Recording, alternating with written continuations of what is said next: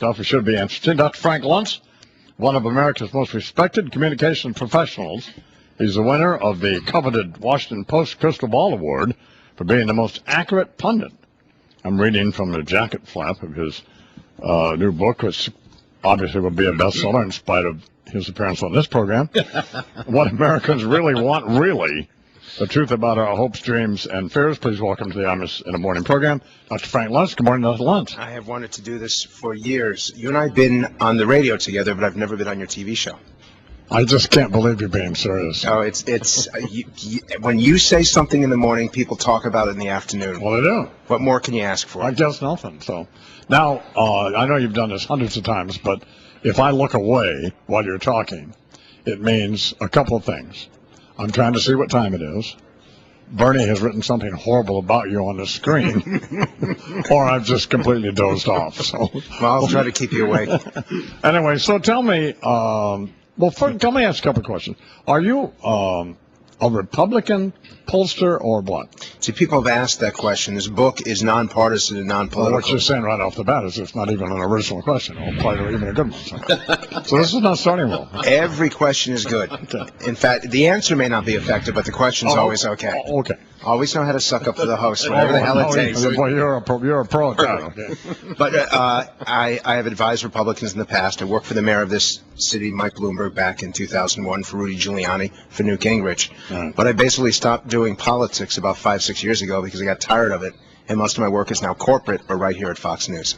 Then what do you mean by corporate? You do? Corporate, Anheuser-Busch, Pepsi, Lowe's, FedEx, American Express. What would Anheuser-Busch have you do? They'd have me look at taxation of beer. I mean, it's the all-American drink. Right. It really is something special, unique to the culture. And why should it be taxed to pay for a health care plan that the American people don't want? So Anheuser-Busch would come to me to try to understand how Americans would feel about beer taxes. And you had a bestseller here. What was the book about word? What was it called? It was called Words That Work. It's not what you say, it's what people hear. I mean, that was pretty clever. I mean, there's a lot of stuff. I didn't read the entire thing, obviously, because my attention span is out of a gnat. But that was pretty interesting, some of the phrases you came up with and how effective they are. Give me a couple of examples. Death tax rather than estate tax. When you think of estates, people think of Don Imus. Yeah. When you think of death, they think of you. Dying over Didn't you come up with that? Yes. Yeah. And in fact, there's one that I'm working on right now, which is the government takeover for health care. Right. The public does support reform. They do believe that people deserve to be covered, but they don't want Washington taking it over. And they don't want government-forced insurance. They don't want mandates. Do you have a sense, New York Times did a poll, I don't know how accurate they are, I don't know how accurate any of them are, but I mean, do you have a sense of how people, even people who voted for President Obama, feel about him? Yes, his numbers, he is still personally popular. The American people like him as a person, and they can relate to him, particularly with his wife and family. But they don't like his policies. And what's interesting is his favorability, personal favorability, is still in the 60s. His job approval is in the low 50s. But his policies are now in the low 40s and falling. It seems like, I mean, just my observation, not even as a professional, he seems like kind of a cool guy. I mean, and he seems like he's really enjoying being president. But I get the sense he doesn't have. He may have an idea what he's doing, but he's in way over his head. So. Well, he's doing too much. One of the greatest findings of what Americans really want, really, because I know how to get that word into the title at least once a minute, is that the American people hate the fact that there's no accountability in Washington, and they hate wasteful Washington spending. Did you say that we're talking about Dr. Frank Luntz's new book is called "What Americans Really Want, Really"? That's 4. What? 4 times we've now mentioned the title.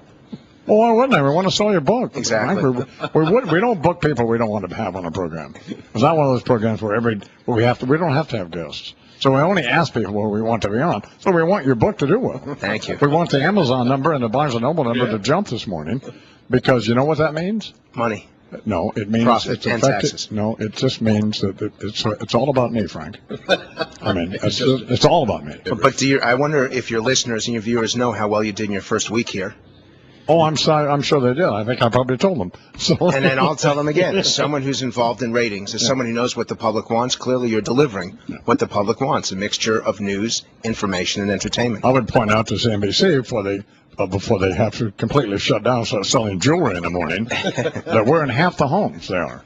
And we're not on Cablevision, even in this area, No. and that's New Jersey, Connecticut, and Long Island. When that happens, it's Oh, my over. God. It's just over. So don't be making any snarky remarks about us because it's over. Yeah, in a word, you got personality. Yeah. Anyway, back to your book. Now I've lost track of what I was going to ask you. The book, What Americans Really Want, really? Well, yeah, no, I understand. Frank, how do you know when you go and ask these people these questions? Or are the questions from the survey in the book? Yes. Because obviously I haven't read it. So, and here's the reason I don't. So they have people on, and I think, why should I read the book? Why not make me want to read it?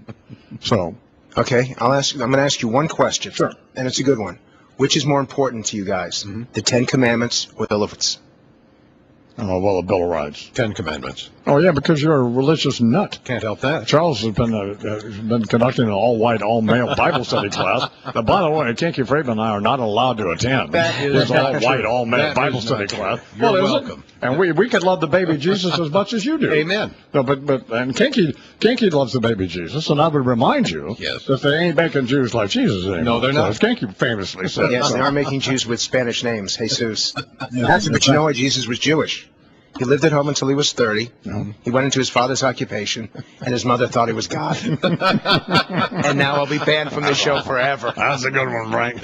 I'm talking with Dr. Frank Luntz here now. When Frank's book's called What Americans Really Want, Really. So you interviewed almost 6,500 people. Right. How did you conduct the interviews? Or who did the interviews? The interviews are done online They are. with a random sample of Americans between the ages of 18 and however old Sure. they get. It's weighted by census data to ensure that we got the right population, education, income, age, and ethnicity. And then we took a look at their opinions, politically, economically, and we also took a look at their behavior. And I'll give you one frightening statistic. Okay. 1/3 of Americans, if they lose their jobs, are completely out of money in 6 weeks. That's why nobody's spending. Right. 1/3 of Americans, 34%, are afraid of losing their jobs in the next year, and 1 out of 3 have no savings to depend on. Okay, what personal information do they have to give you to participate in the survey? They have to tell me their age. They have to tell me who they voted for. Their name? No, Well, they don't. no, because then it doesn't. At that point, you lose the confidentiality. I have to, in here, everything that we say goes out to the public. Sure. So I'm not going to ask you certain questions.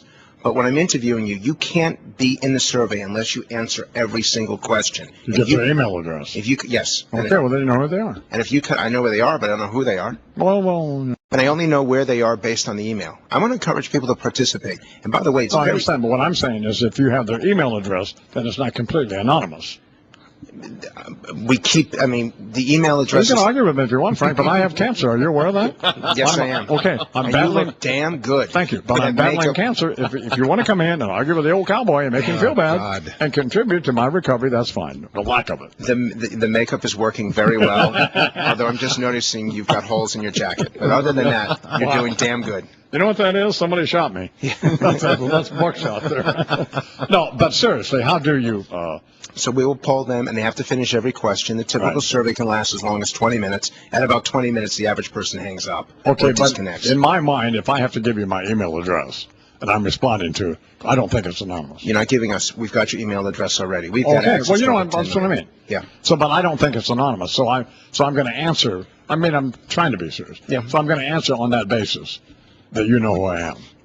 One of the reasons why I promote the fact that I won the Washington Post Crystal Ball Award is because I want people to trust the data. I want them to feel comfortable with what's in here.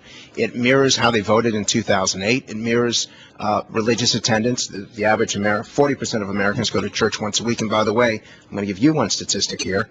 If you pray once a day and go to church or temple once a week, you are happier, healthier, spend more time with your family, happier with your employment situation, and more optimistic about the future. Should make people happy is helping other people.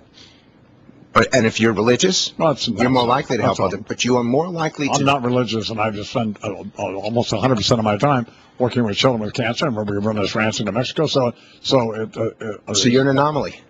I guess, yeah. You're But I mean, special.